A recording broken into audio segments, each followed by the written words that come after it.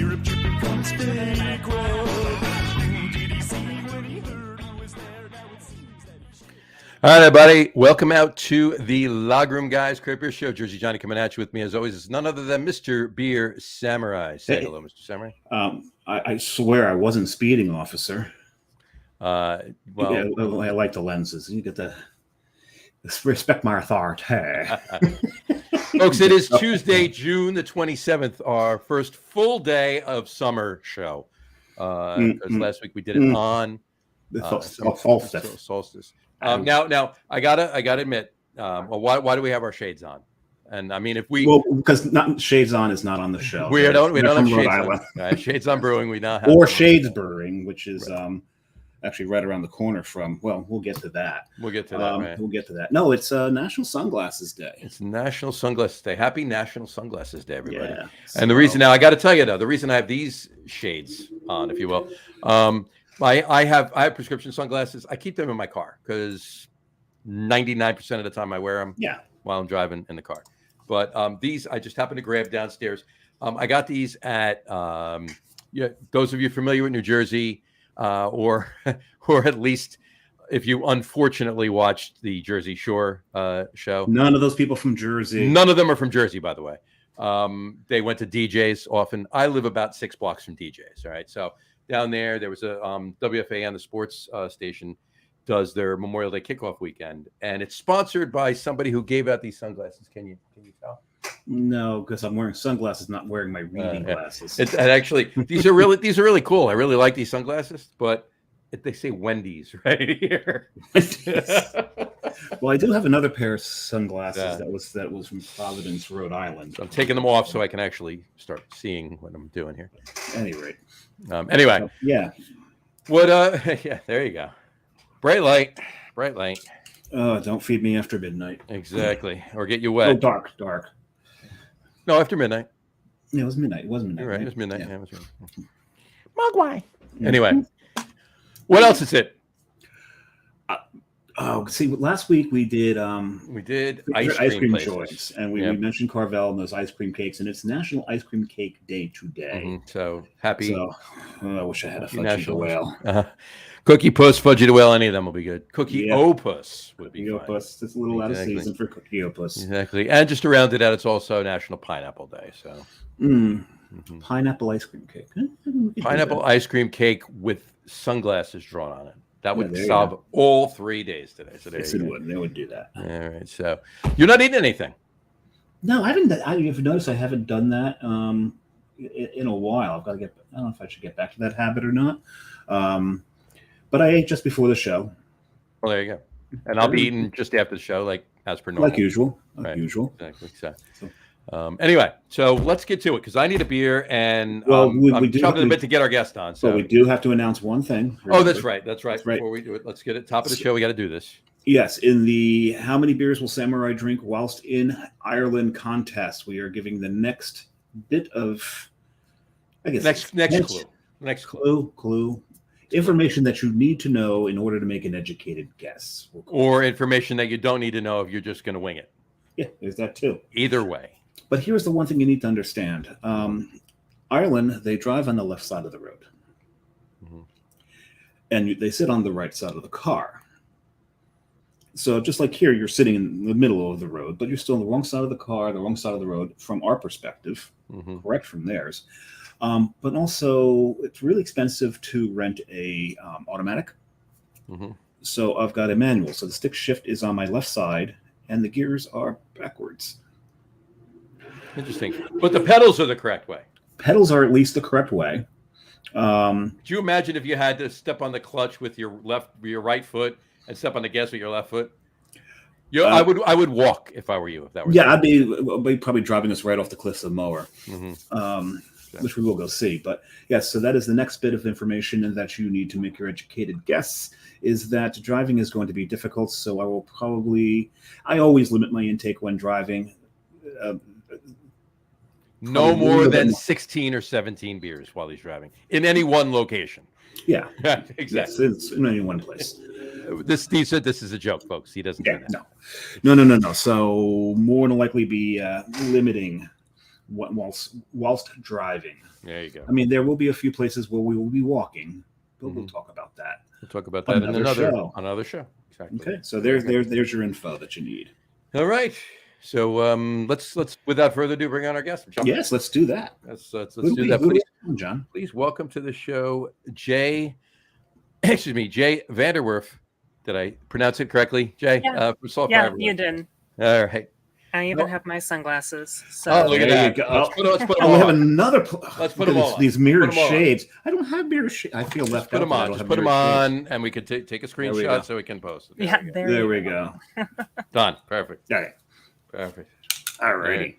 So, how are you, Jay? Doing well. Just Awesome. hanging out, enjoying the sun. You gotta love it. Sun. What's the temperature out in Utah right now? High 80s, I believe. Is It's it? like 88 Oh. or something. All right. Yeah, it was about that down here today too. Yeah. Yeah, we just this weekend had our first day over 90, which is shocker. Usually it's quite a bit hotter by this point, so it's been really pleasant. That's very good. Yeah. You look at it that way. We got a comment already. Yeah. Okay. We'll fix that. We'll fix this. Okay. Don't see you drinking. Yeah. Paolo says, I don't see you drinking, so we're going to fix that. So, Dave, what are you drinking right now? First of all, hey, Paolo. Good. Hey, seeing Paolo. you. Good seeing you, Paolo. Paolo's been on the show Yes. Oh, nice. Paolo is from Pordenone, in Italy. Mhm. Oh, what a great guy. Loved hanging out with him. I'm drinking a Ghost Hawk. This is Paparazzi, which is an ingenious name for an Italian Pilsner. So, and like everything If else. you came up with any Italian name that's not really Italian. silly, Yeah. yeah. So there you go. we miss you too, Paolo. Is that it? I'll put the comment up there too. There we go. Yes, miss you too, Paolo. Got to get back out there. Absolutely got to go. Yeah. All right. So, tell you about it. You're drinking paparazzi. Go ahead. It's just a nice classic Italian Pilsner. It's like, Steve just does great stuff. That is true. Jay, what are you drinking there? Right now I have it's a pale ale that we make. It was something I had still from draft, and so just something light, refreshing. Very nice. I have to go back and see what I had while I was there. Carrie may have had the pale ale while she was there. Nice. I think. I'm about to drink something that we've rarely had on the show. Really? Well, first of all, I'm going to show you. It's called Asteroid, not Asteroid. It's Asteroid. Okay. Asteroid. It's from Dancing Gnome Brewing in Pittsburgh. Ah. All right, I'm going to throw it up right now so you can read what it is. We get West Coast IPAs Very every rare. now. Every now and then, very rarely. So look at that, an IPA that you can actually see through. Look at that. It's, I know. It's so nice. Cheers. Cheers. Yeah.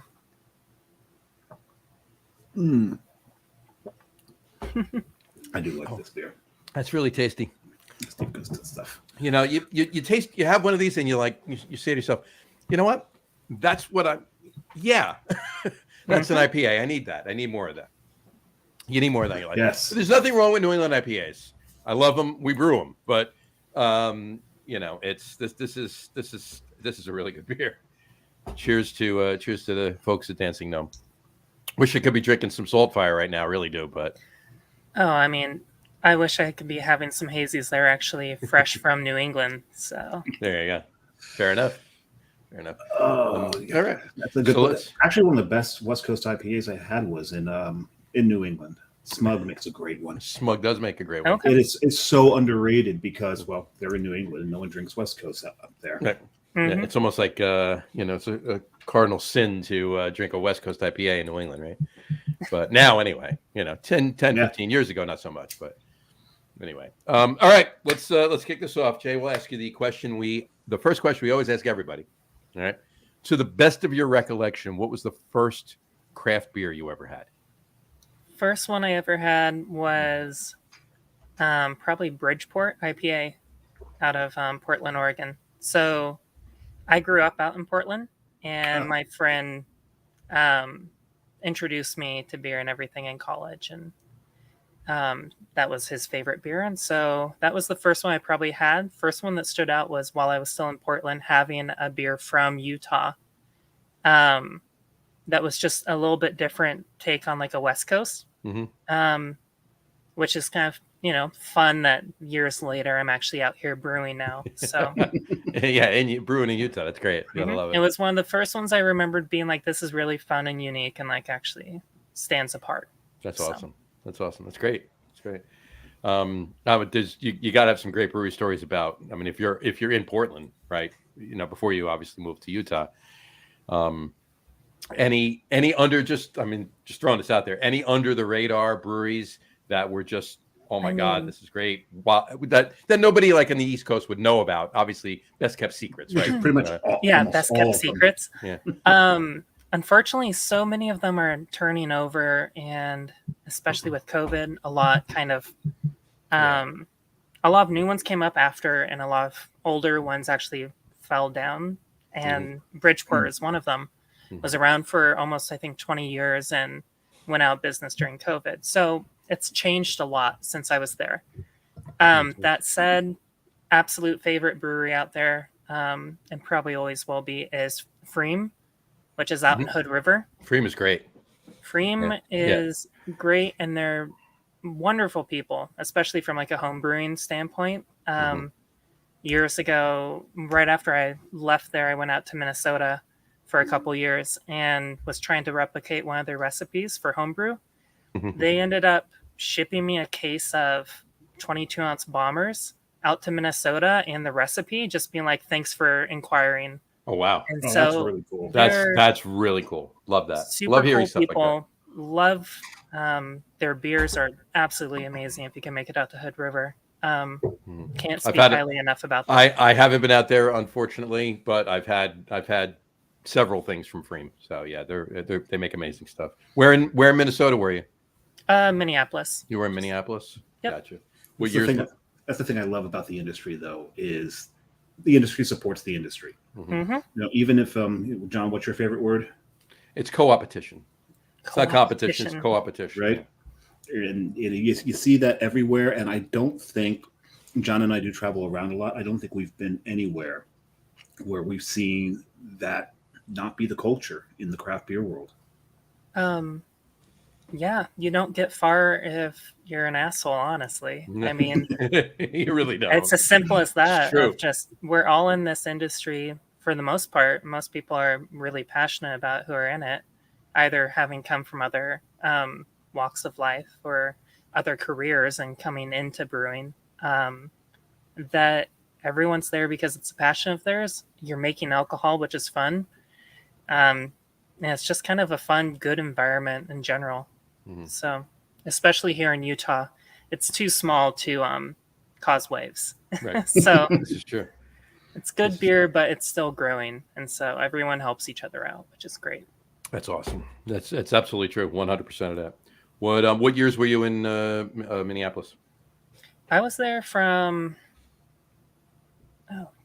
probably 2016 to 2019. Okay. I think. Okay. And I moved out to Utah right before 2020. Right before. So you got out there just in time, right? Yeah, exactly. we know those stories. Oh yeah. Yeah, I know somebody else that did something similar. Yeah, I moved to Rhode Island in February of 2020. Yeah, we bought our house in December of 2019, and so There you go. we got very lucky with that one. This is true. This is very true. We're just out of curiosity. I've been out to Minneapolis a few times. I love the scene out there. I love a lot of the liquid out there. What were some of your favorite breweries out there? For Wild Ales, Wild Minds I really liked. Wild Mind's great. Yep. Wild Minds is great. Or Wild Minds. I really like Ven Brewing, which was right out in now I'm forgetting, along Hennepin. And probably one of my favorite ones was Back Channel. It's a little ways out. Okay. But Back Channel makes some really good New Englands. They also just kind of kill it across the board with their beers and also promoting their beers. They have some really fun things that they do for like new IPA releases, and Sure. They have like ice hockey during the wintertime because they can make ice hockey tables and stuff. Or yeah, ice hockey tables because it doesn't melt. And so Right. they're a fun place. That's great. Yeah. No, there's a lot of good liquid out there. I mean, obviously, I mean, I'm going to talk about, Surly or anything like that, but like Dangerous Man. Dangerous Man is super good. Yeah. They made a I don't know if you heard of this hop. Hopsteiner has actually have love the hop so much. I actually borrowed begged him for the 10-tactor. Nice. Grungeist. I don't know if you ever heard of the hop. It's it's not Hopsteiner. It's Hop Head Farms have it. Oh, okay, got it. And Dangerous Man used it, and they made a grisette, and they used that hop in it. It was one of the best beers that I've had in a long time. Just it was like a single hop. They used that. It made a grisette with that. It was amazing. So. It's funny. I'm looking at Back Channel's menu right now. You can tell they're into hockey because they called their Czech pills Yager. Yeah. Yeah. I mean, it's just part of the Minnesota culture. I know when they started, they were trying to name all of their beers from like famous people from Minnesota and like kind of have some kind of tie back to that. So a lot of hockey players and a lot of things like that. Sure. So sure. It's awesome. That is awesome. All right. So what got you into homebrewing? What homebrewing? What made you start? What took you from taking a sip of that Bridgeport IPA to saying I got to brew this stuff? Actually, I tried making wine before making beer, and that was a fun but hard lesson to learn. Especially looking back now, the amount of stuff I could have been doing better would have helped a lot. And so on the wine side of things, you're saying? Yeah, exactly. Yeah. With just basic things that you even use in home brewing, like sanitation, and just being really adamant about that. That I had started with wine because I had a summer internship with a local vineyard in Oregon, just kind of helping out with their grapevines and then gain some free grapes from them. And so once that went south, I was like, let's try beer. And that was fun and exciting. And I was kind of getting into the craft brew scene anyways. And it really just became trying to recreate beers I really liked. Of like, okay, I want to be able to brew this myself. And so that really happened pretty much right at the end of college. My first homebrew batch I actually fermented in my college dorm. So what was it? It was Alaska's amber ale clone. Not a bad beer to try to clone at all. Not at all. Nope. So pretty much from there on out, I was just kind of constantly brewing, and things really picked up when I moved out to Minnesota. Started going to some homebrew clubs and just trying to make things better and better each time. Gotcha. Hey, John, I hear Minnesota's got good brats. Minnesota has great brats. Yes. Great brats. Yeah, great comfort food. Absolutely. Got cheese curds and poutine. You gotta love it. Well, I was just in Montreal a couple weeks ago, and the poutine. A couple of the best brats that I had in Minnesota were actually at Target Field at a Twins game. So. Oh, interesting. So, go figure, right? But what was I going to say? Did you work at any breweries or work with any breweries when you're in Minnesota? Nope, not that time. Working actually in the industry is pretty new to me at this point. I was working as a controls engineer for a long time. Okay. And made the switch about a year ago, actually. Okay. But what happened was when I was getting really into stuff in Minnesota, I actually took a BJCP prep course by a wonderful lady out there named Jira. And she had a class plan that just made sense.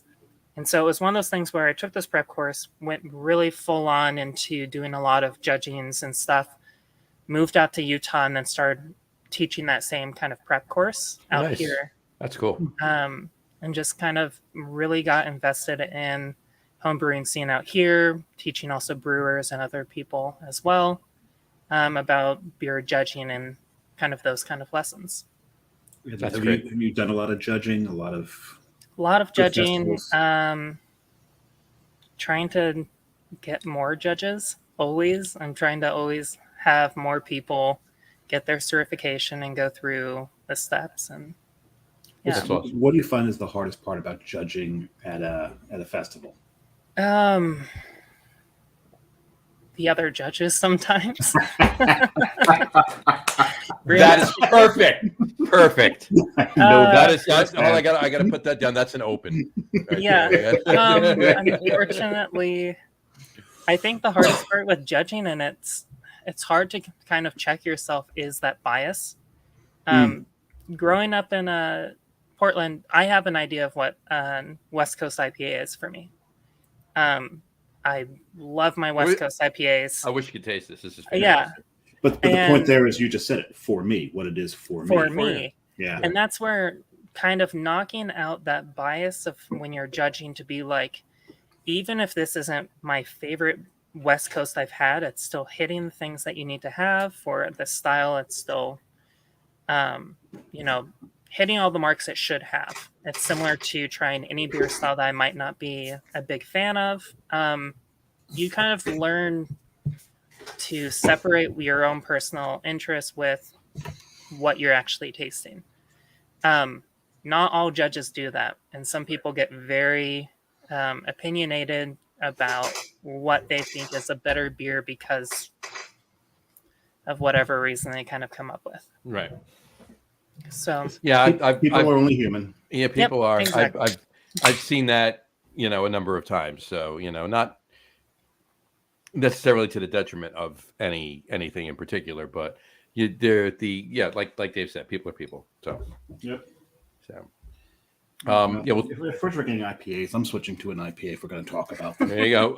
Well, it's funny because I'm just about done with my IPA, and I'm just starting mine, and I'll be switching to it's a Dunkel. Let's put it that way. I'll be switching to it. It's a bit of a little bit of a changing switch. gears right there. Little changing gears. I went all over the place. My third beer is even I would say it's closer to the Dunkel, but it's still different than the Dunkel. Why'd you bother asking me what styles I was drinking today? If you're just gonna go all over the place. Because you said you were going to be all over the place, so I went all over the place. No, I gave you a Pilsner and 2 IPAs. How's that all over the place? Well, you said it. That's not necessarily what you did. You said it. So, but no, since we're on the subject of IPAs, we have, and what an IPA is to you. For the longest time, Jersey did not produce a good IPA. There was just no good IPAs in this state until this one came along. There were, now make no mistake. I just want to throw one thing out there. So, because this is obviously both of us are in the state. There were bad. It wasn't like they were all drain pours, but not all as far as really, there was no world class. Well, there was no world class IPAs until. And I remember the first time I went into the Cloverleaf Tavern. Ryan brought me one, the owner, and said, "Well, he's standing there looking at me while I'm drinking it." Mm-hmm. It's always disconcerting. I'm like, what is he expecting here? I took one smell of it, went, this was not brewed in New Jersey. There's no way. You poured me the wrong beer, Ryan. I took one sip of it, like, wow, the game just changed here. Everything. And this is one of the beers that changed the craft beer world in New Jersey. Okay. That's interesting. I typically, especially if I'm traveling or telling other people, when they're like, oh, what should I look for? I'm like, drink the local stuff. Yep. You go to the West Coast, drink your IPAs and drink your heart out. If you go to the New England area, drink your New England IPAs. If you're out in like Minnesota and stuff, drink your wild ales or your things that are kind of coming down from that Scandinavian heritage. Mm-hmm. That's what they do really well. Everywhere has their little thing that they excel at. You're right. We didn't really excel at anything for a while, except for distribution of other people's beer into the state. Up until 2012, and we're talking 11 years ago. Not even quite 11 years ago. So it's like, 10 and a half years ago at this point, there were 9 breweries in New Jersey, 9 craft breweries in New Jersey. Yeah. They passed, and because the bottom line was, and people people that watch this show before that are not from New Jersey, anybody from New Jersey knows this already, but they've heard us say this. But just for your own knowledge, you could show up at a brewery. The only thing, you had to take a tour first. Before you could do anything, you had to take a tour. Then you could have 4-ounce samples that you didn't pay for. The brewery had to just give them to you. All right. And then when you were done with the fourth one, you could buy up to 2 6-packs of beer and then get out. You can't even hang out. You can't talk to anybody. Just get out. So that was it up until September of 2012. The governor at the time passed a law that breweries could have tasting rooms. All right. So everything passed. So that obviously enabled another business model, obviously, because now you can sell. Now you can have retail, right? You can have pints. People can buy kegs to go out the door. So now there's upwards of 150 breweries in the state 11 years later. So now, speaking of tap room, SaltFire's got a beautiful tap room. Really beautiful. The owner, I believe it was his father, does some woodworking, and so you get a lot of woodworking in the entire bar and like tap room. A lot of it's from his father, who put in time, just helping, like cut costs and things, and it's super cool area. Gotcha. Very comfortable. Oh, awesome logo. That's. Mm-hmm. Oh yeah, John, anglerfish is amazing. John, have you seen the logo? Yeah, it was on the cover when we started. We'll try showing it right there. Yeah, there it is. Yeah, the little anglerfish. And rather than the little glow light, it's a hop. Yep. It's a hop, of course. That's really, really cool. I was really admire that. That was we had a great time. Very comfortable. Very comfortable there as well. When you say the owner, by the way, you're talking about Ryan. Yes. Right. Okay. Yep. Just wanted to, Yeah, I wasn't sure if you guys met Ryan or not. Or no, we didn't meet Ryan. We met a beer tender. Mm-hmm. I can't remember his name now. Was it Chris? It's probably Alec. It's my guess. He has a. Yep. Because we're talking about being on the show. He goes, no, you want Jay on the show. You don't want me on the show. That's not boring. Well, that's very nice of Alec. He tapped out. You guys are stuck with me now for. I think we sapped Alec for all information that he currently possessed at the time anyway. Yeah. He was a lot of fun to talk to. That's great. All right, so you're teaching BJCP judging. You're doing BJCP judging. You're home brewing from Portland to Minneapolis to Salt Lake City. You decide you want to do this for a career. What transpired there? How did that? What was your first brewery job in Salt Lake? First brewery job really was just kind of what I'm doing now. Wow. I landed when I was starting to look. I had something come up with my work where I was like, this is a great time for me to step aside, go into brewing for my career. And SaltFire was just going through a complete change in their back of house, where their head brewer and their assistant brewer were both kind of leaving to go on to other places. And so it just worked out for me to step in. Ryan wasn't brewing at the time, but he also stepped in. Together, we've just kind of been helping each other out and figuring out the stuff in the back of house and going from there. So it really was kind of a stepping straight into the fire. I mean, I gotcha. Yeah. That's really awesome. I like that. I love the fact that you're as experienced as you are, as far as obviously with your home brewing and everything else, and you're judging, and the fact that you're teaching judging and everything else, and you've been in the industry for years, that we're actually speaking to you as you're still in your first brewing job. Job. That's awesome. Yeah, That's pretty neat. I mean, at this point, I don't have too many plans to move elsewhere. I mean, there you go. I really enjoy where I'm at. I'm sure Ryan likes that too, right? So. Oh yeah, I'm sure. No, I'm having a lot of fun. I'm definitely in a place where I can, have some creative freedom, which is nice, and especially coming from like a home brewing background. But I had a lot of that knowledge going in, where it's not just like I don't know what I'm doing. The biggest things I'm learning are how to do it from a 5-gallon setup to a 10-barrel setup. Right. Gotcha. Is that so it's a 10-barrel brew house you're using? You guys out there? Yeah. Do you double batch? You get 20s and so forth? There's or- a couple that we'll do 20s for. So the 10-ton truck, which is our West Coast, will do 20s, and a lot of our lighter beers that we'll distribute, like our blonde and our Kolsch, will do 20s. Nice. Always good to do a 20 barrel of a Kolsch, because if I was out there, I'd probably drink. Well, Dave and I together would probably drink 10 barrels of it. So Yeah. Yeah. So I got to tell you though, I love the name of your triple IPA. Punk as fuck. Yeah. There you go. I almost wore the shirt. Yeah. No, you should have. That would have been great.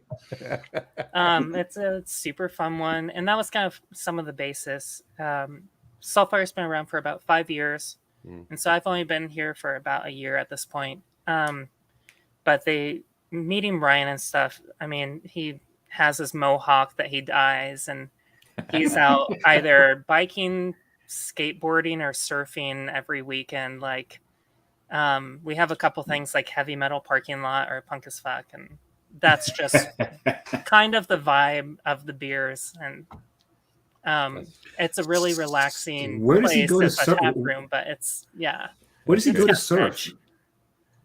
He goes out to California. I think he drives down. He'll go for a couple days. Not getting a lot of waves on the Salt Lake. No, not quite. Especially with what's left. Not much left of it right now, right? Not quite much. I mean, better this year. We got a lot of snow. Yes. Did you? Yes. a When we ton were of out, snow. there was still a ton of snow on the ground, and we were out there in late April. Mm-hmm. Still, Alta got record amounts. Yeah, everywhere kind of got record amounts. And we've had really rainy spring, and so it's doing well right now. Yeah, the lake will fill back up. Yeah, There you go. sure. There you go. I was going to say, I have to. I need to get out there. I haven't been to Utah. You do. I have to go out there. I have to get out there.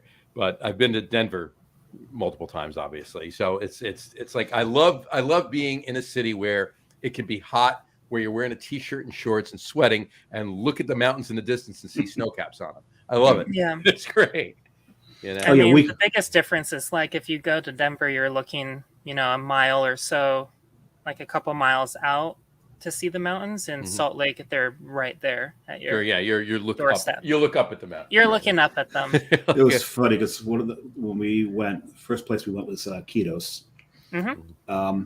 And Quitos isn't probably not one of the most scenic areas of Salt Lake. No, down in what's called the Granary district. Yep. 3 great breweries right there. But she's like, "Oh my God, isn't this beautiful?" I'm like, "It's all warehouses." She goes, "Yeah, but look at the mountains." Okay, yeah, just elevate your eyes up, and absolutely, but you bring it down a little bit. Yeah, and the valley everywhere has a mountain view. Yeah. I mean, Yeah, because you've got the Uintas on one side, and then the Wasatch Front on Wasatch on the other side, right? It's right in the middle of the valley. Or, it has a different name that I'm forgetting right now. It starts with an O.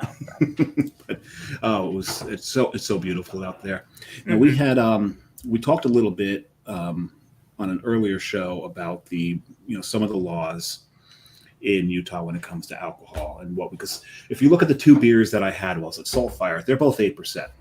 Yep. Right. So I had the barrel aged Baltic Porter. Okay. Yep. Which was delicious, and I had a barrel aged Wee Heavy. Okay. Right. Yep. And most people who are not from Utah, around Utah, have been to Utah, think, wait a second, that's over 5%. You're not allowed to drink that. Yep. Now, when you brew, do you brew more towards that, 5%, so you've got something on tap to offer, or do you just not care and brew what you want to brew? So for SaltFire, they kind of do the opposite of what a lot of people in Utah do. Most people brew for that 5% what you can have on draft. Right. SaltFire has historically always done high points. Even their things like a blonde is like 5.3, their Mexican lager is like 5.6. So it's just missing that mark. Intentionally? And they've never done too much with draft. That's been one of the big things with me coming on. I've been trying to push to have a little bit more of 5% beers on draft because especially for people who aren't used to the altitude, we are sitting about 4,600 feet feet above sea level, and so it hits you a little bit different. Oh, hell yeah. Yeah, no, it definitely does. Mhm. Try, I tell people that all the time, try going to, have you been to Denver? Have you been to Avery Yeah. in Denver? Okay. Oh, Avery, 48 beers on tap, 46 of them are over like 14%. Yeah. So try Yeah, sitting they're there a and bit having nuts. a few of them and like getting up to it walk. hits you. Yeah. Oh, And yeah. so that's where, for especially most people I know here will go for a lot of the 5%, and you can have then more than what you would have with just like a high point. So Right. Yeah, it's I'm interesting looking. because John and I are both we've gotten more into the lagers, the pilsners lately, Mhm. and we travel. And John's like me, where we'll look for the lower ABV. But by the time I was done going to some of the breweries that we've been to, I think SaltFire was the last one we hit that day. I'm like, I've had enough of these 5%ers. Yep. I was sitting in the right place. You're right at the place. Now, I'm looking at the menu on. I mean, it's on Untapped, right? But it's the link off of your website, and there's the Pilsner is 5.4, and the Mexican Lager is 5.5. The Los Braceros. Yep. All right. Everything else is 6 or there's 7.1, 8, 9.1, 7, 8, 9.1, 11.5, 9.6, 9.3, 6.3, 8. So it's. So more often than not, I love it. Your tap lines are filled with cleanser rather than beer. More often than not, or it's a great place where the Utah beer scene is very much that kind of friendly competition. We carry generally a couple other breweries on our own tap lines and stuff, and like everyone's in general really quick to recommend other breweries that help each other out. There's not a lot of not like hostility, but not like keeping secrets or anything. Like everyone's really friendly, everyone's really eager to help each other out when it comes down to it. So I think there's a couple places we went to where they asked, well, where else have you gone? Yeah. And we tell them like, oh, that place is great. That place is great. There's no trash talking of the other breweries. Nope. They'll tell you, this is what we do. This is what they do. So it depends on what you like. Because we had parked just around the corner there. Went to Shades first. Okay. Which is appropriate to mention during today's show because it's Sunglasses Day, right? Yep. Right. And then walked over to SaltFire. Yep. So those two are really close, and the ones we were talking about earlier in the granary, and that's TF Brewing, Temple and Family, Fisher, and Kitos. And Kitos is interesting because they actually have like a 2.3% beer on. They've got the Sati going. Oh yeah, that's right. I forgot they had it. Yeah, that's a fun one. You don't find that too often. No, you don't. But it's a Finnish brewery, so you're going to find a Sati at a Finnish brewery. Mm-hmm. So did you finish? Did you finish there? I'm sorry, I had to say it. It was a dad joke. I'm sorry. I finished the Sati. No, we didn't. We actually started there, and I finished the Sati. Anyway, look. There's a couple of things on here that I hope that you actually rebrew, because I got to get out there and have some of these. I've told John multiple times since we got back from Utah, you got to get to Salt Lake. It's not what people say it is. I'm going out. I'm trying to figure out how I can include it. I'm going out to GABF this year, so I'm trying to figure out maybe I can get up there before or after. So I'm trying to figure that out. So let's see what we can do. Yeah, it's definitely not. It's not as bad as what people say. It's the hardest part is that 5% on draft, and that's the piece that's kind of killing it out here. Right. Right. But that said, anything that you get in a can is typically very fresh, very much is sitting in the back of the brewery in a cold room, and like nothing's happening to it. Like it's as well taken care of as you can get anywhere. That's awesome. So that's beautiful. By the way, quick note: I am drinking this beer right now. It's from Schultzbrow, if you remember. Oh yeah. Down at CBC, down in Nashville. We stopped in Knoxville on the way, and Schultzbrow. I gave you the Schwartz. The Schwartz was fantastic. was very I good. walked away with a can of the Dunkel, and this is me having it right now. So There it is. I did have it there. So this isn't the first time I'm having it. I had it there, but yeah, this is pretty tasty. So 5.4% Dunkel, but they're brewing really good really good German beers at Schultzbräu. You had the Schwartz. The Schwartz was really good, really good. So there you go. So actually, my son's going to be in Asheville in a week. Nashville or Asheville? Asheville. In Asheville. Because you'd gone to Asheville prior to that. We went. Yeah, we made it. We made it a trip. We didn't fly to Nashville. We drove, and we drove 5 hours. Went to Richmond for a day, and then to Asheville, and then to Nashville via Knoxville. Obviously, stopped at Schultzbräu, and then on the way back, we stopped in Louisville. We had enough beer for 10 days at that point. We had some bourbon, and then we went to Pittsburgh and home. Hence the Dancing Gnome beer and home. So I can't figure out why he's going to Asheville. He doesn't drink. Yeah, what's he doing there? I mean, well, there's a good art scene there. I mean, that He's going with his friends. I told him get the biscuit. Does his friends drink? They're all 19. They better not be. For sure. Well, yeah, because you didn't have one drop of alcohol when you were 19, right? So. No, I didn't have one drop. Not at all. No. I had a whole gush. Yeah. A fountain. Right. Oh yeah, no, yeah. Freshman year in college is when I really discovered beer. Things were different when we were 19, Dave. You know, I mean, we didn't have craft beer. We didn't have craft beer. Like the craft. We had Sam Adams. That was Sam Adams. Yeah, Sam Adams. And if somebody Sierra. and Sierra and maybe Harpoon, if one made it past year, and then and then a little while after that, you had Saranac and Pete's Wicked, but that was about it. Yep, and Dixie. And then Dixie, of course, and Samuel Smith's, obviously, if you're able to get some of that. So. Yeah, Jay, we're old. We're old.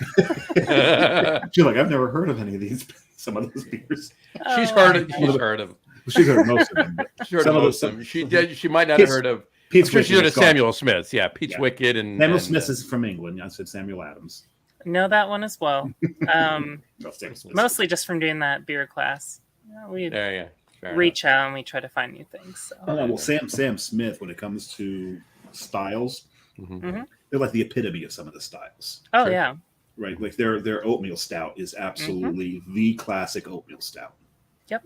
You know, it's right dead center of all the tolerances of that style. It's and that's what they're known for. Just clean, beautiful beers. Oh, yeah. Very true. Very true. This is a little bit of foreshadowing for the top 3 list later, but we'll get there. Oh, like I mentioned a Sati earlier. That wasn't foreshadowing. Yeah, but you know what? I mean, Sam might brew that once in a while too. So. Oh, Colagione. Yeah. Yeah. He there's a few other things that he brews that I may have. No, I didn't put on the list. Never mind. Well, well, that's just it. I mean, there's a lot of the styles. We'll get there. We'll talk about this in a while. But I was just going to say, I'll say it now. There's a number of things that you could put on this list, which we're not going to say right now. No, we'll get there. That the only person that's brewed them in the last maybe 15 years in the States is Sam. So, yeah. But in Rehoboth, right? Exactly. Nowhere else. Anyway, well, Milton actually, but maybe in Rehoboth. So. Yeah, but the small batches will come out of there. Right, exactly. So, anyway, all right. Let's talk about a little bit about judging. What's some of the bigger things that you've done over the years? Bigger ones I've done is the Best of Craft Beer Awards, which generally I believe is out in Bend, Oregon. Mm-hmm. Oh yeah. Right. The other one is the International Beer Awards, which is up in Idaho Falls. Outside of those, the biggest, I haven't done GABF yet. I'm waiting to hear back if I get my national certification. Gotcha. So you do the World Beer Cup or anything like that? Yeah. So I think I've done preliminary rounds for the World Beer Cup. Yeah. Gotcha. So just a couple different competitions, and we have a mutual friend, and she's amazing. She's the I don't know the actual adjective I want to use, but she's definitely an OG in the brewing industry in New Jersey, and she's a BJCP judge, and she does the World Beer Cup every year, and that's Gretchen Schmidhausler. and Okay. she owns Little Dog Brewing, which is about 2 miles that way. I'm sorry, about a mile and a half that way, and she lives No. about 10 blocks from me that way. So She was the first female master brewer in New Jersey. Oh, that's awesome. Yeah, she's John and I have known her for a long time, and she's amazing. yeah, she's great. Oh, well, that's super And cool.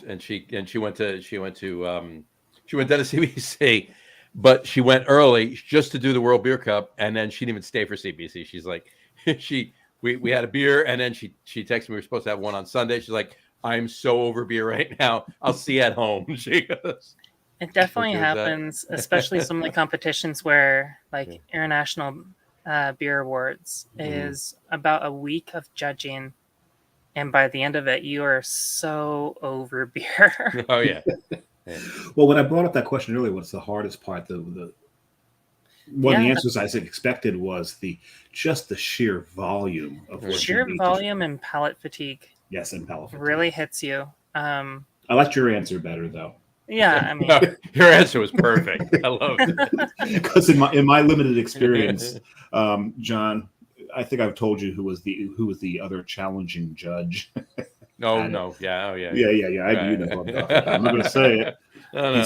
He's been on the show. Right. yeah. And that's where I would say 99% of the time judges are great. There's a bad apple every now and then. So, Well, I met two people. The first time I judged, I met two people. One's a good friend now, Al Gattulo. That's how I met Al. Mhm. Was judging, and Chris Macy was the other. Mhm. That's how I met. And I was just on a show 2 weeks ago. So. Yes. we still got to get a date together for the Mets game. We do. Yeah, We do. do that. I got a couple ideas. I'll talk to you later about Right. it. But Excellent. and hopefully it's after they actually start to play baseball. But I won't go there right now. They don't know. All right.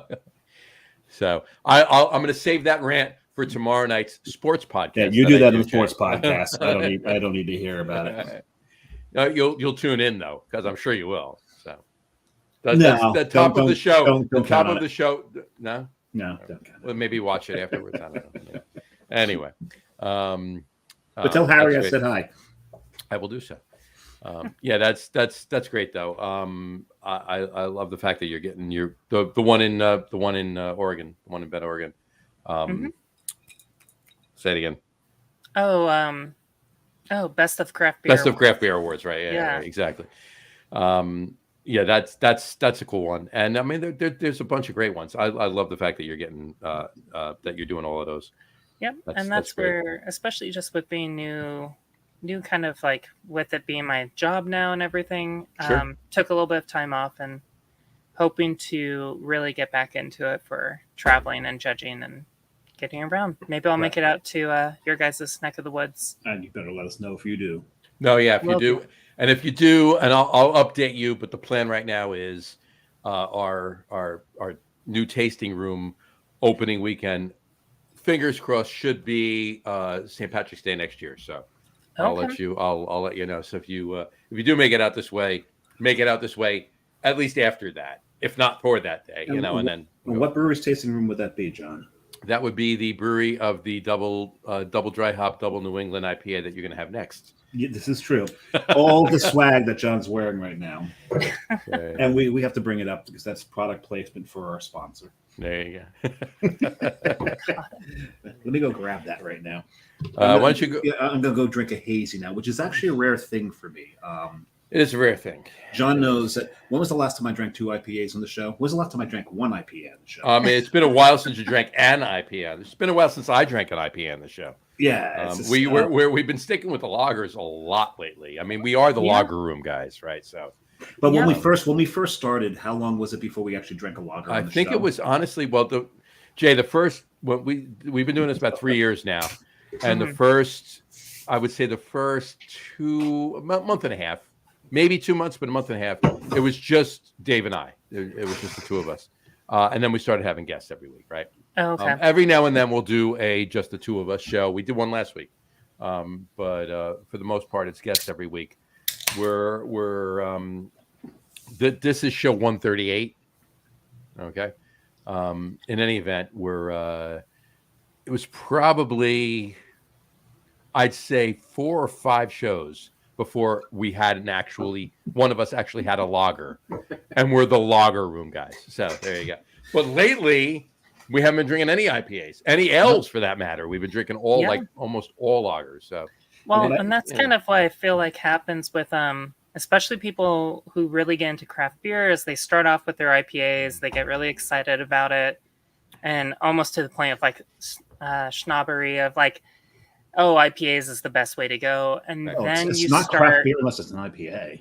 I mean, yeah, exactly. It's not craft beer. right. And then you start getting into lagers once you kind of get burnt out on the hops. And then you really start getting into beer at that point. That's me. Mm-hmm. So But you go through phases. It comes around, it goes around. Like, I love my IPAs. Portland, born and raised. Can't talk enough about IPAs. I hardly ever drink them at this point. I know. I'm not, and I'm the same way. I love hops. I mean, to the point where, and I'll be honest with you, back the first time I had a super hop forward beer, and I'm talking, obviously dating myself as Dave and I pretty much have already, but it was in the 80s, right? The super hop forward beer, super floral, super grassy, super earthy, right? To the point where I almost did a spit take. Like, what the hell am I drinking, right? Now, or at least at some point, if you give me a handful of hops, I'll eat them. That's how much I love hops now, right? But it's like you said, it's palate fatigue, but not just a week's worth of beer judging palate fatigue. It's just global palate fatigue. Yep. Give me these lagers, give me these crispies, give me, that's what I want now. And I'll enjoy, but I will enjoy a really good IPA when I have it because I'm drinking the lagers all the time. So. Speaking of a really good IPA, Coastal Brew Works Trojan Seahorse. I might have to put that up there. But now we have someone working. Hold on. There, it's that can right. You can see it right here. You don't need to do that. Anyway. Oh wait, no. I could do this too. Hold on, I could do this. No, you're gonna. He's got the labels. Here we go. Product placement. There you go. Don't worry about it. Oh well, that's fun. Now, someone who works in the brew house, I want to see if this is a thing, because when we were in Asheville, we went to Sierra Nevada, took the tour. They bring you into the hop room. Oh my God! They take some hops out into a bucket. Now I say once it's in the bucket and once we get our hands in it, we can't use these hops. So do whatever you want with these hops. So of course I'm just crushing them between my hands. I've got my hands like this. I didn't want to wash my hands for days. Now you get the same thing when you're handling hops, where you just want to keep that resin on your hand, or are you immediately to the sink? You walk in the hop room and you're going up to bins like that with just the hops out and like that, So I mean, to be fair, like Sierra Nevada is the #1 craft brewery for hops. I believe in the world. Deschutes is #2. So Sierra Nevada is by like a large amount. Like they don't have to worry about Deschutes catching them or anything. Yeah, like they have plenty to go around. Working actually in it, I'm usually in my coveralls, and you're covered in beer, and you smell like beer, you smell like hops all day long, and generally you're ready to get out of it when you're getting home. It's not quite, it's still wonderful. It smells great. But yeah, you'll just go back to work the next day and get right back on you. So that's what he was asking. He's like, we have any requests? What hop? Like, can we grab some Simcoes? He's like, there's no Simcoes in the room. Well, and that's where, I mean, that's one of my biggest issues with IPAs versus like lagers. You can still have super hoppy lagers go with your, German Pilsners, your Czech Pilsners and stuff. Sure. But so many of the hops are just going for whatever is craziest, the most tropical, dankest and stuff. And a lot of times I'm like, just bring back some like Cascade, bring back some Centennial, just some of that real true like pine and like orange peel resinous. Oh, these days, if I can find a West Coast IPA that is like getting smacked in the face with a pine branch, I'll drink the hell out of that. That's Oh yeah. because to your point, the reason I think I'm mostly off of IPAs right now is you get the tropical bombs, the melon bombs, like you said, the dank ones. Those are not. I grew up with the pine. I grew up with the citrus. Mhm. Yep. That's the profile I like. Yeah, I need that every now and then, and more often now than then. Yeah. But yeah, the pine, the earthy, the classic styles like you Yeah. said, the Cascade Centennial. Your three but- C's. But right? right, of course. But it's amazing to me, still amazing to me to this day, the flavors that some of these hops impart. Right? I mean, we do Oh, a yeah. 5% New England, and we use Sabra Motueka. So it's coconut and lime, right? Yep. And everybody says, "Oh my God, the coconut and lime that you put in this beer." I'm like, "We didn't put any coconut and lime in this beer." That's Just not- hops. Yeah, it's amazing, you know. Yeah. So I'm loving every minute of it, and If you know how to use them. yeah, exactly. So and that's just it. And I can't. I respect anybody brewing whatever they're brewing, right? But somebody that comes to me and says, "Hey, taste this new IPA I made. I use 14 hops in it." Like, Yeah. why? You don't need more You than just wasted 3, money. like, I don't know. I feel like whether it's commercial or it's homebrew, like stick with 3 hops max. You're 100% agree. 100%. Three Absolutely. is the perfect amount. 2, if the blend is perfect. And I love smash beers. I mean, you do Yeah, a yeah. smash really good beers smash are beer. It's amazing. Really good. Yeah. Yeah, you don't have to go do that many. Just make more beer and like experiment that way. But Exactly. you're not gonna get the individual hops at that point. No, not at all. For those of you wondering, smash beers are single malt and single hop. SMASH. I feel the same way. I feel the same way about eggnog. You get those people like, "Oh, I've got 12 different whiskeys in here." Why? Why? Why would you Put do one that? good one in there. One is Yeah. fucking great. And I don't even put whiskey in my eggnog. I put amaretto. Well, there you go. That way Actually, everyone- you know what? And he said that for years. He's been saying that to me, and I never had it. This past like 6 months ago, I did it. Oh my God, Beautiful. it was isn't it? really good. I'll still do one. I'll still have one with bourbon or whatever. But Oh, you have to do the classic. You've got to Yeah, do the no. classic every now and then. But I will have it with. Oh my God, it was so good. I'm like, why haven't I been doing this? Oh, Why do did I it. listen to him 10 years ago? Right? do it with the amaretto. You're going to get the great ants drunk at Thanksgiving. Oh, there you I tell- go. Exactly. I tell you that right Gotta now. love it. Gotta love it. And you get them drunk, they can be fun. Oh yeah. No, they can be fun. They will be fun. All right. Yeah, Get your cameras ready. exactly. So what's on the horizon for SaltFire? That's a good question. Event wise, beer wise, both. Event wise, trying to do just some more like tap room activities. I know right now we've been like really doing a lot with the music scene, bring in some like live musicians and stuff. Nice. Most nights, I would say. Really, one of the other big ones is we just had with Pride Month and everything. We had like our big Pride release party and everything. We had drag queens come in, and it was a super fun time. And That's so great. maybe doing some stuff around that with the Yeah, community. we just had the Pride Parade in New York. Yep. Hmm. I love when they do that, especially because the way they light up the Empire State Buildings. And Oh yeah, it's just That's good. gorgeous. it's a when they do it. spectacle for Yeah, sure. it's really something else. And it is. Yeah, it really is. And so just trying to do some more events that are just kind of fun and like get people in, because in general, like people are definitely going out a little bit less and people are wanting to drink more at home Mhm. post COVID Hmm. as what has kind of been seen across the board. So it's Yeah. finding those events and finding those things that kind of like keep people coming back. Do you do do you teach your classes at the brewery or elsewhere? I haven't. I've been teaching them just out of my house. I might teach them at the brewery just because light rail is close by, but we'll see. God, I wish I'd known that. I would have drank more. Yeah, the whole transit goes about a block or two away. So they are Utah blocks, which are significantly larger. Yes, Utah blocks are pretty long. Yeah. When we went to TF, we were going to park halfway between TF and Fisher, but we wound up parking close to TF, and then we're going to walk to Fisher. And I went, "Well, no, I'm just going to drive.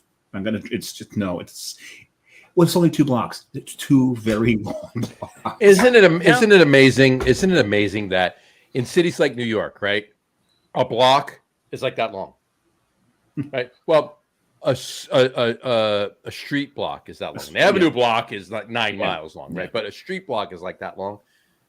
But in other cities that are, mindset smaller, much smaller than New York, it's as big as it is. Oh, yeah. It's funny, yeah. So but that's cool. That's cool doing it at the brewery. I mean, that would be awesome. Yeah. That would be really good. Any beers coming on the horizon? Any new things? New beers. We'll kind of see with fall. I want to do, this goes into our later topic, but there are some beer styles I definitely want to start brewing and bringing back kind of into circulation a little bit more. Nice.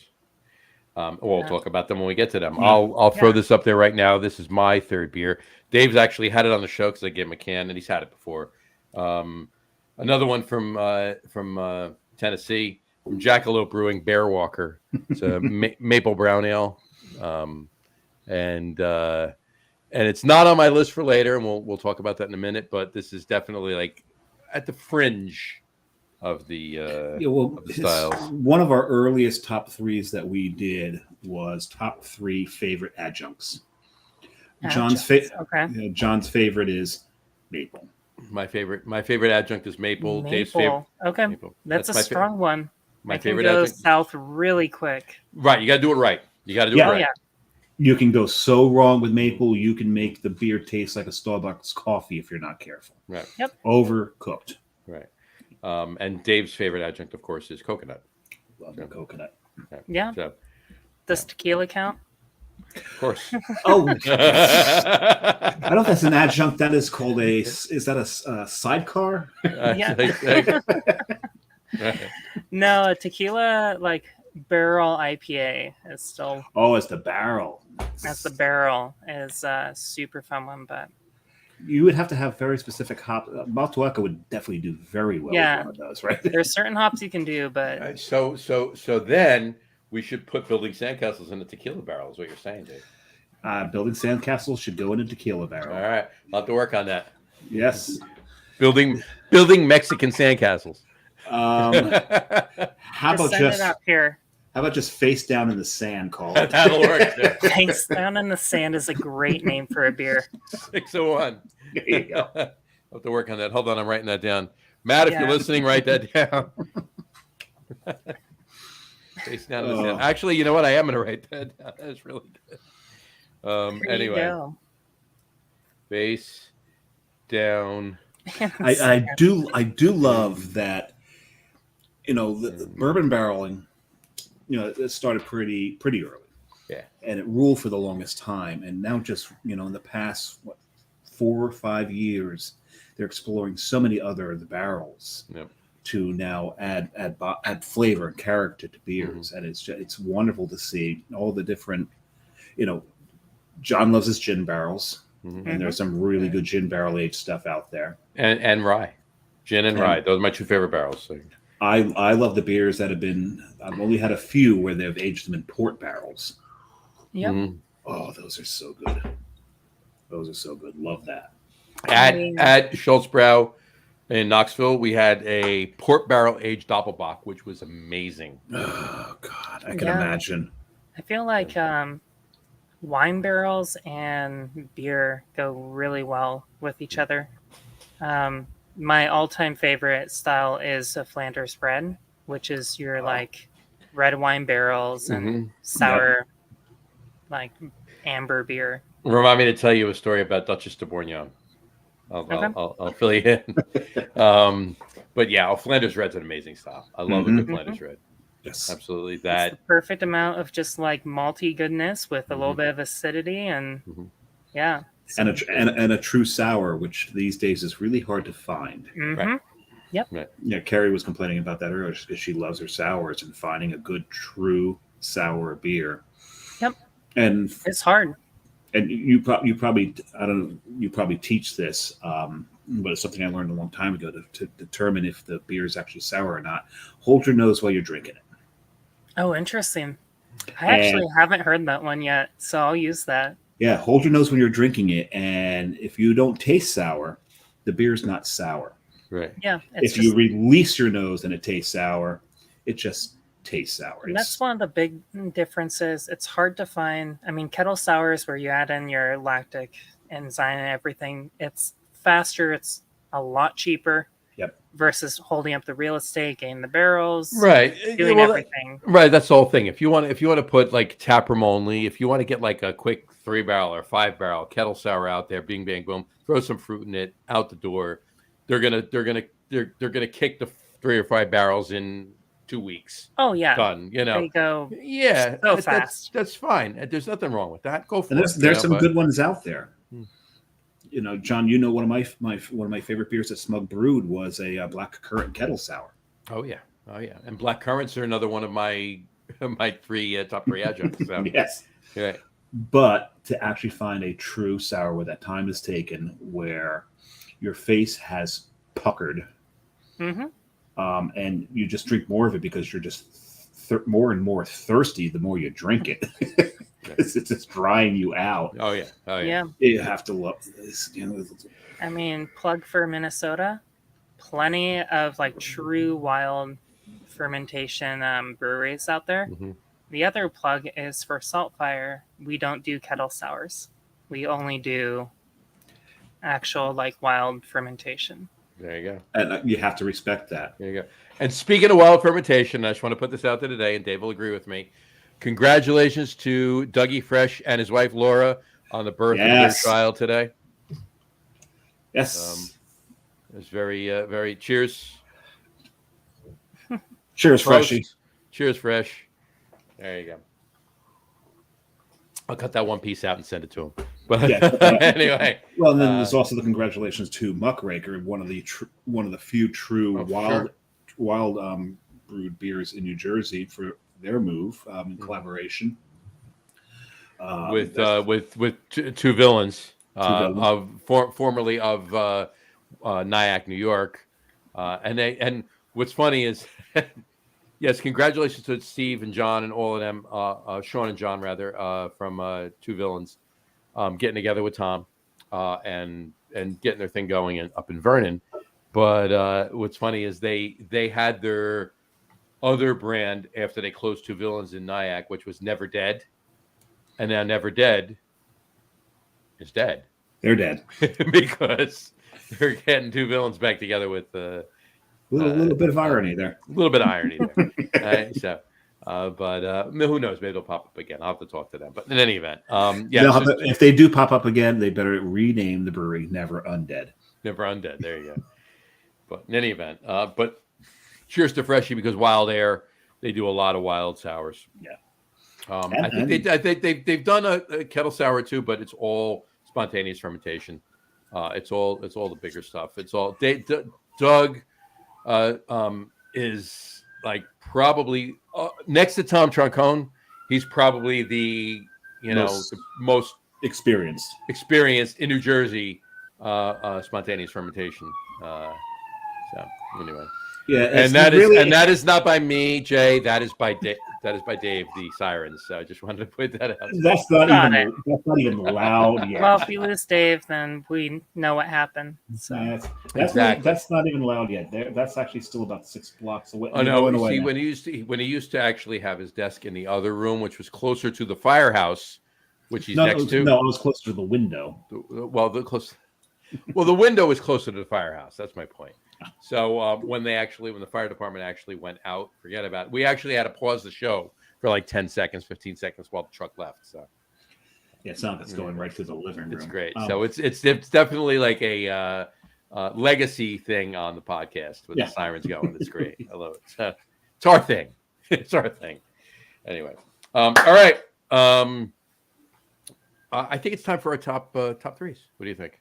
Yeah, let's do it. Let's do it. Done there. And this top three was brought to us by our guest, and it's a phenomenal idea.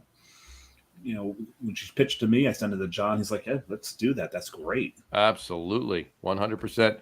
And I don't know why we haven't done it yet. So it's wonderful that This is why we asked the guests, because John and I can't think of everything. We try to. I mean, we're approaching 140 shows, so Yeah. obviously, that's 140 top three lists. And we've only recycled.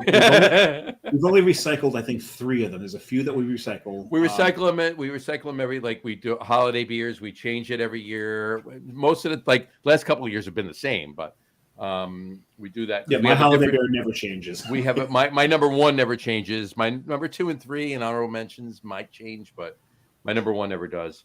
And oddly enough, on just a quick foreshadow, nobody knows this yet. We'll throw it out there now. On July 25th, okay, exactly 5 months prior to Christmas, we're doing a Christmas in July show with 2 guests that have been on the show numerous times, Tom Mulvihill and John Starodomsky. And they're everybody knows who they are, and John's written for Mid-Atlantic Brew News, and they've all been on the show. And between Beer Whisperer and Honest Craft Beer Reviews, they know what they're talking about. Tom's got a following, and he's been in this as long as we have, as well as John, right? Yep. And we're going to talk about we're going to drink Christmas beers in July, but we're also going to talk about why Anchor is making us all sad. I'm just not happy to hear that. Anyway, top 3. Anyway, so the top 3 list tonight. So again, brought to us by Jay. Top 3 favorite beer styles that are impossible to find. Top 3 favorite beer styles that are impossible to find. Jay, please kick it off for us, please. All right. Start us off. Before she does, the impetus behind this is your judging, right? You say you teach all these different styles. Yep. So with judging and doing the class and everything, we go through all of the BJCP styles. Mm-hmm. A lot of them are things that brewers who are taking the class or home brewers have never had before. Amazing. And so it's one of those things where as you're going through, you're like, why isn't this more popular? Why aren't we seeing this out and about? Because there are some styles that are just really good. People just don't know about them. And so probably my first number 1 pick would be California Common for your steam beer. Speaking of Does your number, you going 1, 2, 3 or 3, 2, 1? Or no order. Doesn't matter. It doesn't. No order is fine. Yeah, I don't know which way that we go, honestly. But I love my California Commons. It's just a wonderful. It's essentially like a pale ale that's a little more caramel forward with Northern Brewer hops, and so you get a real like mint woody characteristic on like a pale ale, and it's just clean, crisp. Like a Kolsch, it's hybrid, so you're taking a lager yeast typically, and you're fermenting a little bit warmer. It's a very refreshing style that I just don't know why people don't do it. We actually had a brewery here in Jersey do one recently. I may have 1 can of it left. Bolero Snort did one. Mm-hmm. And they actually nailed the style. They did a great job with it. It was very good. The steam beer they did was very, very, very, very tasty. Yeah. So anyway, okay, call it California Common. California Common.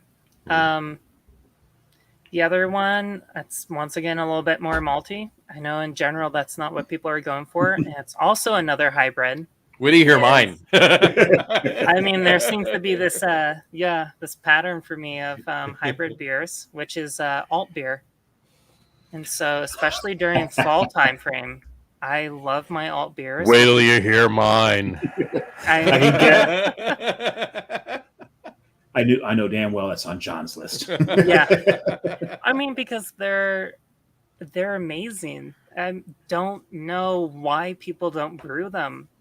They're phenomenal. They're it's just like a lagered malty ale. They're wonderful. It's absolutely so wonderful. So good.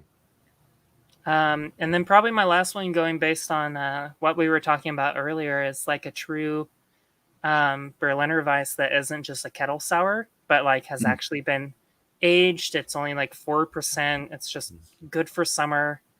Only place I've really found them where they do them correctly and don't do them dirty is Minnesota. Yeah. Because you can find Berliner Weisses quite a few places. Yep. Almost always they're kettle sours. Yeah, they're always Right. fruited. They're always, yeah, exactly. Always Now, fruited, always kettle sours. an actual just the regular base Yep. Berliner Weiss, or are you looking for like No, with just like normal Woodruff base. Just like give me. I haven't seen anybody that actually just puts Woodruff syrup in it. Yeah, actually, exactly. I mean, because it's just like a nice light wheat beer that has a little bit of oak character, and like that's all you need. Like you don't need agree. all the other stuff with it. So, I know. Awesome. I Cool. like this. All right, those are great. Those are 3 great ones. You'll hear mine when I get to them. But Dave, take it away on your 3, or 6, whatever it is. 6 is a good number. No, there's. I actually wrote 2 down when we were talking, because you were talking about Clagione, Dogfish Head brewing some of these really off styles, and I remember the one time I was at the brew pub, had a Kvass and a Chicha. Mm-hmm. You know, there's this styles you're never going to find, but they're not on my list as favorites. I just want to mention those. My honorable mention actually is the Roggen beer. Okay. You know, a nice. You know, the Germans do so many great things with the grains they have, and to give them some rye and go, here, do something with this. And damn, finding a good Roggen beer is not an easy thing to do. I mean, it's banana bread in a cup. Yeah. I mean, it's and so these guys who I mentioned earlier, Ghost Hawk, the last good Roggen beer I had, they had actually made. We've been working for a little bit on a collab with Wet Ticket Brewing in Rahway, New Jersey, Matt and I, with for a good Roggen beer recipe. So there will be one coming out and as a collab, but we'll certainly do it by us as well. So. But now I'll give my 3. There's and hold on 1 second. Actually, anybody paying attention and is going to wind up in Knoxville at Schultzbrow, an amazing Roggen beer they had there. Yeah. No, I need to go because you don't find a good Roggen beer too often. My 2 and 3 are interchangeable because they're such different beers. Roggen beer's your number 1? No, that's an honorable mention, John. Oh, it's an honor. Oh, so you did have 6.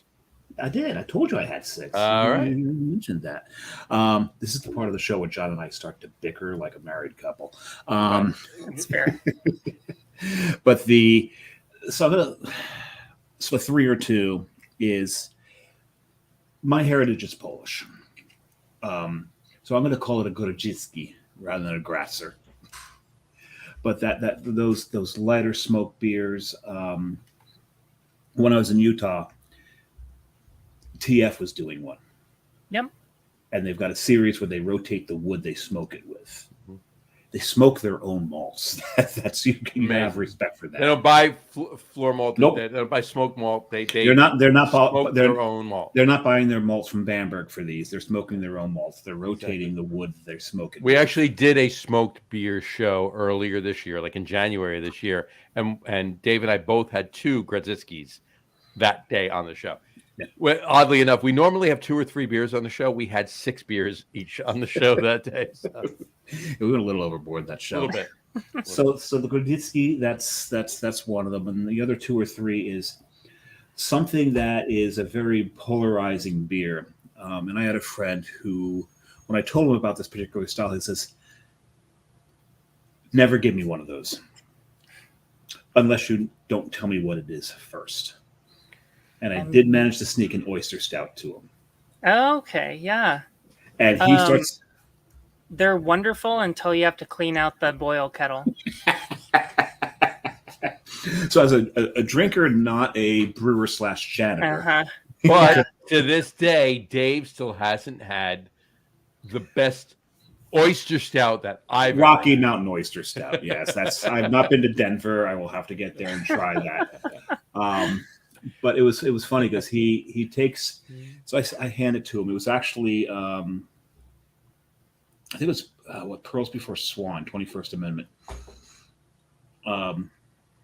He starts to drink this. He goes, "Oh my god!" He goes, "This is Pearl Necklace is not a bad oyster stout either from no, it's Flying not. Dog. Flying Dog. It's actually it's pretty tasty It's actually oyster stout. Yeah. But he starts drinking. He's like, "My God, this has just got a lovely, silky mouthfeel to it." He goes, and there's a slight salinity.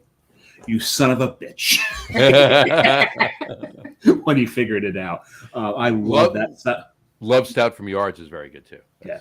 Oh yes, Love. That's a very good stout. Yeah. But that's an underappreciated. And I think it's mostly out of fear with that one, where people don't get it. That no, you're not chewing on a booger when you know big marine booger. It's what the oysters impart to it. It's amazing. It's very similar to mushroom beers that you can get. There's not many places that'll do it, but it gives a certain kind of umami character. You can't really find in anything else. You don't get from malt. It's very similar.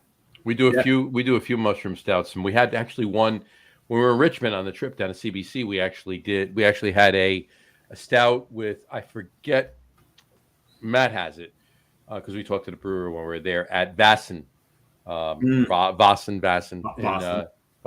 In Scott's Edition. There's 2 dots over the A. It's Vossen. 2 dots is Vossen, in Scott's Edition in Richmond. And they did one, whatever mushrooms they used actually gave, and it was perfect for me, right? It was a quad, but it gave a maple flavor. The mushrooms through maple. It was amazing. It was so good. So Matt Max has it. So anyway, go ahead. But my number one, Jay, when you first mentioned this category, it popped in my head immediately. They're so hard to find, and I love them. Lichtenheiners. Oh yeah. I know here in Utah, TF does do one. Oh, they didn't have one on when I was there. Otherwise, I would never have left. It's one. So great style. I'm glad you said that. That's awesome. Yeah, they do one out here. Amazing. The only other place I think I've ever seen one was out in Minnesota at that back channel place. Yeah. But yeah, it's a super good, hard to find style. Almost impossible to find. I think I've drank maybe 5 in my lifetime. Yep. It is, for those who don't know, it is a German smoked sour. Or a German soured smoke beer. I don't know which came first. Smoked sour works for me. 200 years ago, everything was sour and smoked for beer. Yep. Right. This was combined, and it wasn't intentional either, because exactly the organisms and something burning in the corner while they were floor malting. So this is how this came about, and it's funny because I have a description of the way these things smell that not everyone agrees with, but it works for me. It smells like a really good Italian deli because it smells like meat and cheese. There you go. Meat and sharp cheese is what it smells like to me, and it's just. I love these things. The last one I ever had, John, if you remember when we did the show at Nobo. Yep, exactly. Right. They actually had 2. They'd actually done 2. The one, I forget what they'd done to it, but that was like, I looked at Darren and went, that's not a Lichtenheiner, but the other one actually was. Was a Lichtenheiner, yeah. And for a German smoked sour brewed in Florida, it wasn't bad. And that was a holiday show. It was Florida. I know. So, anyway. All right. Yours. Mine. All right. I will. My honorable mentions, I'll throw out there. Of course, I'm going to throw Rogan Beer and Grudzitsky in there. By far. I will. And somebody posted today in This Week in Route Beer. Just route beers in general. There's a lot of breweries now popping up with making smoked beers. Just in general. I mean, get Jay. Yeah, no, I was just gonna say that was definitely gonna be one of mine. They're starting to come back into favor. Yeah, I think they're amazing and wonderful. Well, this week just don't find them much. Do you know behind this? Do you know the Facebook group This Week in Route Beer? I don't know if you've no, seen I it don't. Or whatever. Okay. Oh, you got to look it up. All right. Do you know the author John Hall? He's written. Okay, John's a good friend of ours. When we did the Smoke Beer show in January, John was on with us. He was the guest. He was on with us. And he started that This Week in Route Beer Facebook page on a dare from I won't mention his first No, name on the can show. say, no, you can say I'm gonna Augie Carton. Augie Carton, right? That's two. We can't That's say it two. again. We can't say it again, right? But in any He's like event, Beetlejuice. He'll pop no, up. he can't. He pops He's right in up. Ireland. He's We're in safe. Ireland right now, so he's good, right? Yeah. It's Yeah. actually. Oh, yes. 2 in the You know what? morning. It's 2 in the morning there. He's good, right? No, it's So. 3 in the morning, actually. 2. 2. Yeah. Yeah, 2. 1:44. Yeah. Yeah, So, so- anyway, but in any event, so and it's blown up. And somebody posted today that I forget what some brewery was releasing another route beer, and he said it's amazing. The post was, it's amazing how many route beers are popping up. Are we doing our job correctly? On the Facebook page, right? So it's pretty funny. I actually embarrassed John by telling him I really think this resurgence in Rauch beer is due to your page. I agree. I think so, because I have drank more Rauch beer because of that page. I love Rauch beer. I've always loved Rauch beer. I've always loved a good smoky beer. But still, I've drank. But I've had more in the last year and change than I've had probably in any 4-year grouping in the past. And I'll attribute it to John. Absolutely. Yeah. So it's crazy. Anyway, so I said Rogan beer, Grodzisky, so Rauch beer in general is an honorable mention. One more honorable mention I'll throw out there. Weizenbach. Okay. Mm-hmm. Okay. You got Doppelbox, you got Weiss beers or whatever,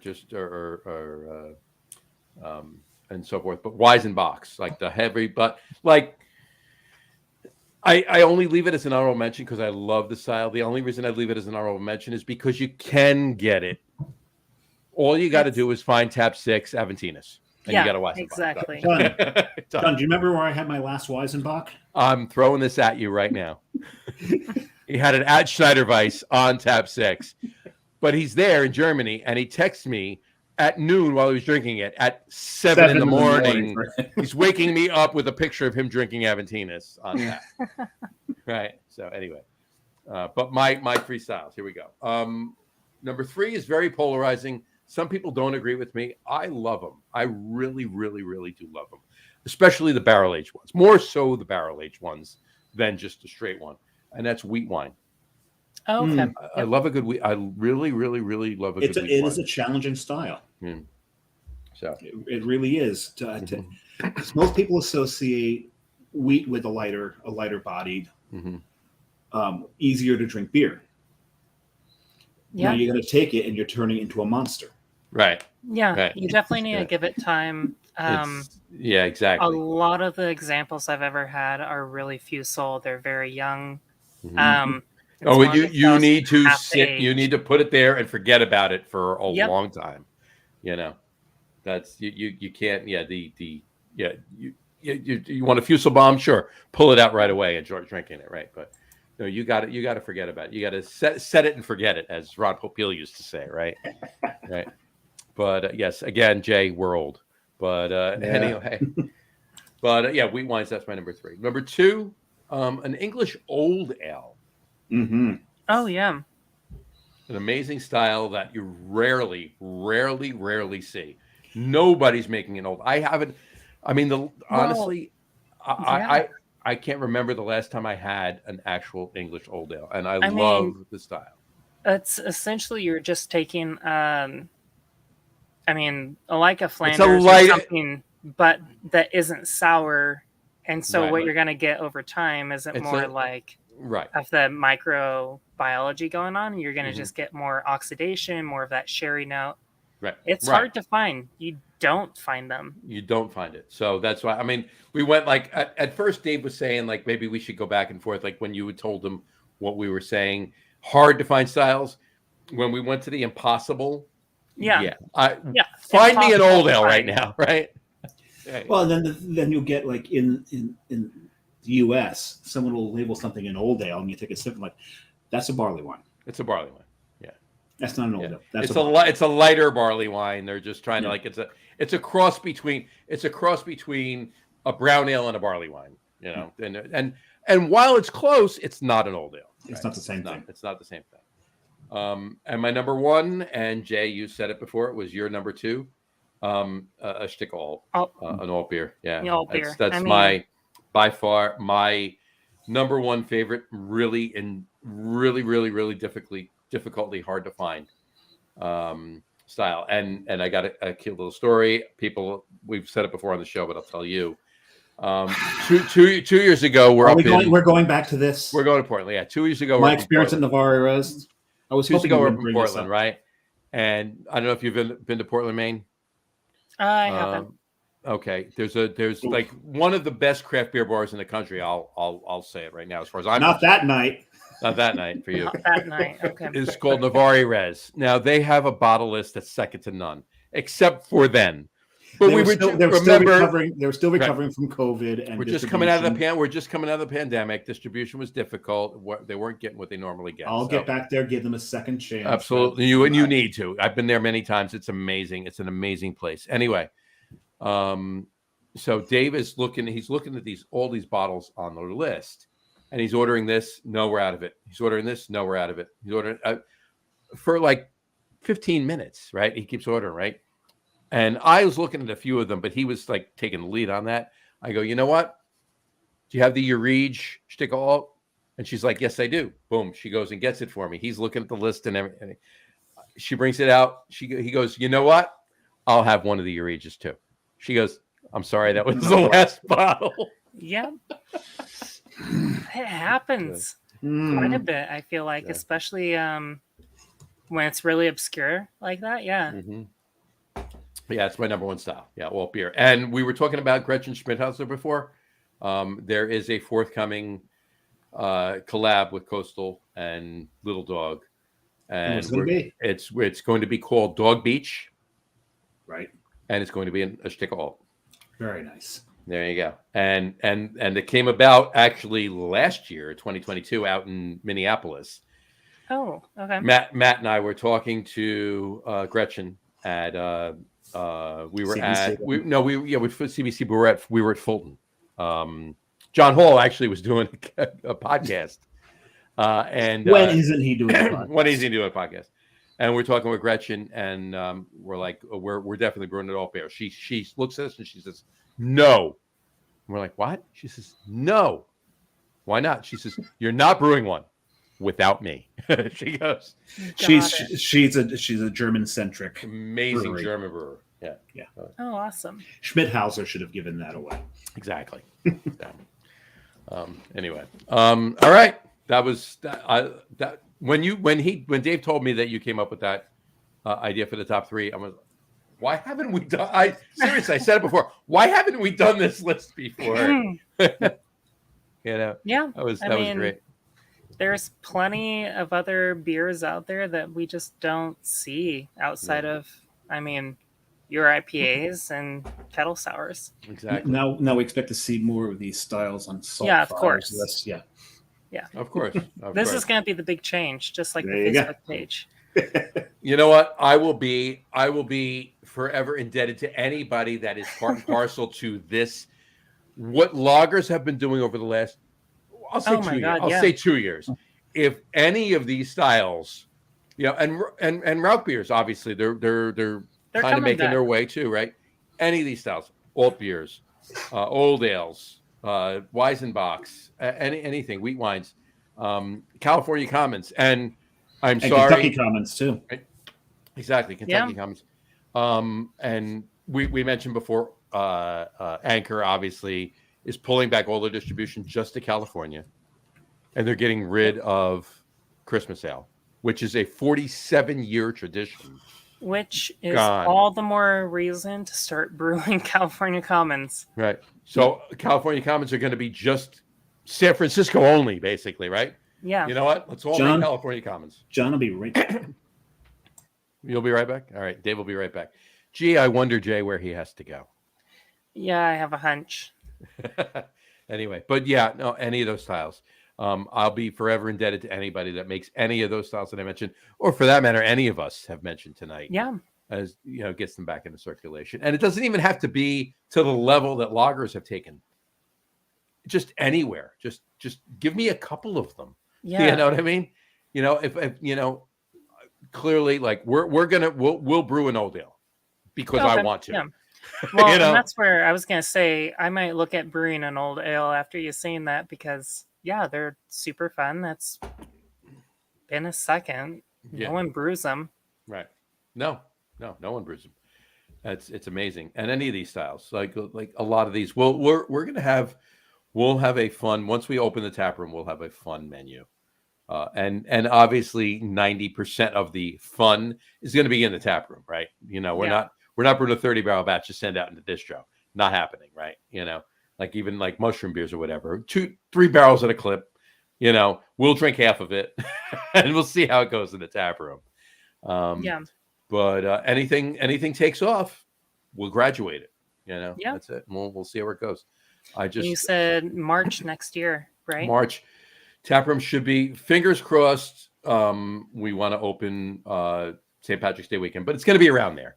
So if we're unable to open St. Patrick's Day weekend, it could be the week after or 2 weeks after.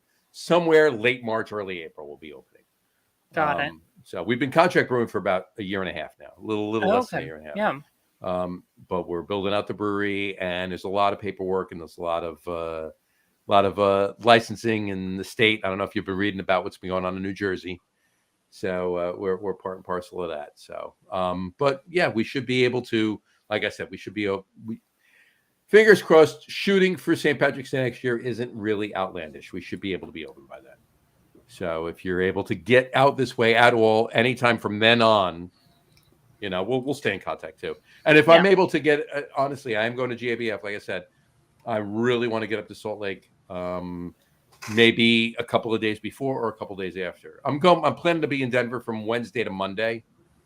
So maybe I'll leave Monday and go to Salt Lake and then go to Denver, or maybe I'll leave Denver on Monday and go to Salt Lake for a couple of days. Got it. So either way, I'll keep you posted. Okay. So how's everything come out all right, Dave? Tom Hanks got nothing on me, man. We were taking bets on what it was. You know what it was. Of course I did. Made a mistake this morning. Anyway, we'll get into that later. All right. John, you definitely need to get to Salt Lake City. We do. Yeah, I definitely. It's got an amazing craft beer scene. It's got a good foodie scene too. Yeah. It's got a really good foodie scene, especially if you like tacos. I love tacos. Yeah. Tacos are really good. I mean, on the whole, definitely make it out. Hit me up if you guys do, or anyone actually listening as well. Like anyone in the brewing scene here, like reach out to them. Everyone's more than welcome. I mean, they're gonna bend over backwards just to like introduce themselves. So this is, and I've said this many, many times, and I don't just say it on the podcast. I say it while I'm, talking to people out on the road, talking to people in anywhere, really. This is as big of an industry as this is. It's a very small, tight knit family. Really, it's and your family with people you don't even know, and that's the amazing part of it. And you meet somebody in 5 minutes, you're old friends, and that's what it really boils down to. And I love every minute of it.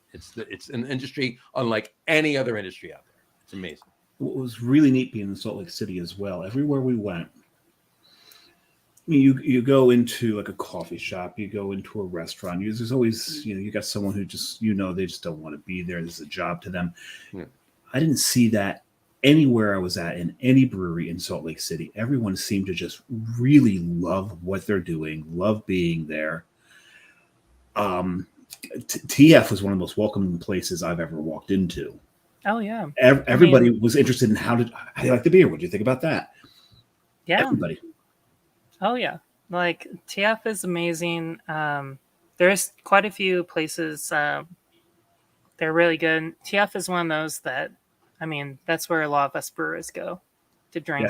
In Salt Lake. I can understand why. And the other thing for those who travel, Salt Lake City, especially if you're traveling out of New Jersey, it's not like that when it comes to when you get your check afterwards. No, they did not leave beers off. The beer is actually not as expensive out in Utah as you're going to get out here. Yeah, I want to say ridiculously cheap because cheap's not the right word for it. But the value you're getting for your dollar at the breweries in Utah, good point, is astonishing. Yeah. It really, really is. So much good beer out there. Mm-hmm. Very true. Very true. All right, Jay. Any last words you want to throw out there for anybody for anything that you're doing, whether it's you personally with BJCP or SaltFire? I mean, nothing really that I haven't already said. Like, make it out here. Utah beer scene is actually pretty great. We have a lot going on. Really wonderful people out here. You can look up any brewery on Instagram or Facebook, message us, and like people really are excited to have enthusiastic people come out and just want to hang out. So Vibrant and welcoming would be the two adjectives I'd use for that Yep. scene. Very nice. Love it. It's really special. There's only one brewery we went to that we didn't, maybe because of their longevity, we didn't feel as welcome as most other places because it was so many locals in there that we felt a little out of place. So it may have just been our mindset. Because Fisher's been around a long time. got it. Yep. Right. And they've only been around. It's not as long as you think. They've Really? only been around for about probably 5 years or so. Really, their logo makes it look like they've been around since the 60s. I know. Yeah. That is such like an old school logo. Maybe like- maybe that was intentional. You know, so. You Maybe. definitely kind of figure out everywhere has its own little vibe, and so like Fisher has that like Really local people. local, hip, outdoorsy, very much like local watering hole. Yeah. Yeah, and it's like you almost go in like, should I even be here? Let's have one. We'll move on down the road. Exactly. The beer was good, and I'm sure if we actually engaged with anybody there and just dropped our whole "we don't belong here," it probably would have been a whole different story. And because they're probably looking at us like, who are these people and why aren't they talking to anybody? They must not be friendly. So it could have gone both ways. You never know. But seriously, the beer scene out there is really something else, and everyone has their preconceived notions of what it's like to drink in Utah. The Mormons aren't as stringent as everyone thinks they are, to a point. I mean, they're super nice. Yeah. Oh, I've never. Oh my God, I work with someone who was a Mormon. Mm-hmm. And he really talked up Utah when I was going out there and all the things about it. And even though he's no longer Mormon, even though Ray's Mormon, he still said, "Hey, they're still wonderfully nice people. I just don't associate that way anymore." Yeah. So the key behind all this, if there's any story behind it, do not be afraid of Utah. Do not be afraid of it at all. It is a great drinking scene. It is a great eating scene. It is a great natural beauty scene. Oh yeah. Sure. Oh yeah. It's extremely beautiful. Oh God, it's amazing. We did the Big Five down along the southern border. Right? We did the national parks. And I'll say one thing about the beer scene in Utah. Once you get below Provo, the beer quality kind of drops drastically. Yeah, when we talk about beer scene, it's the valley. It's Salt Lake City. Yeah, it's a little different. And when you get that's south. just you can go. I will actually use Minnesota very similarly. Your Twin Cities, similar kind of an idea. You have everything kind of right in one spot. And once you go outside of that, it gets very agricultural and everything. For Utah, as long as you're in the valley, you're fine. You have a great food scene, great beer scene. I don't know. It's a good spot to come hang out. Fair enough. Wonderful outdoor hikes. The mountains that go down south, and you have all of your national parks. Like, it's a good spot. That's awesome. Loved the national parks when we were there. There you go. So this show brought to you by the Utah Board of Tourism. There you go. Anyway, all right. On that note, we will wrap the show up for today. Jay, stick around. Don't sign off when we sign off. We'll talk to you when we sign off the show. We'll talk to you for a minute. We'll wrap the show for today. We call that the post show. That's the post show. Yeah.